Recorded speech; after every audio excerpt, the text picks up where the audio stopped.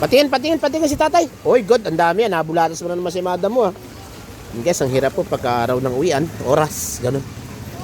Ulan eh. Tapos ginagawa pa tong kanan. Bakit ba kung kailan tag-ulan doon pinagkagagawa to? Ang haba nung tag-init at bakasyon. Palagawa. Sistema talaga. Pinala. Hindi naman ka. Dapat pag pinalang ganyan, diretso karga guys. Balit na nga yung kalsada, natambakan pa. Tapos hindi naman kagad nakagagawa. Dami estudyante. Minsan napapasabi ko na ng wow.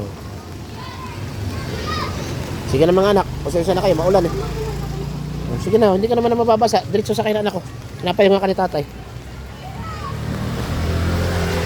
Iangat mo yan, matatalsi ka niyan anak. Huwag mo iganyan, huwag mo ilapag dyan. Kapupuro putik, tag-ulan. Ay nako.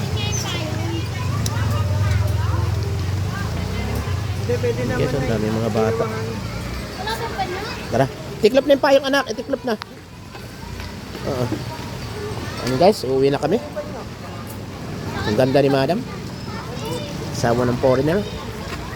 Ang ganda niya. Kasi pulang-pula. Ay! Ang gaganda naman ng gwapo. Hello baby day. Yan, sige po guys, uwi na po kami. Marami pong salamat. Sandali lang anak, sandali lang. At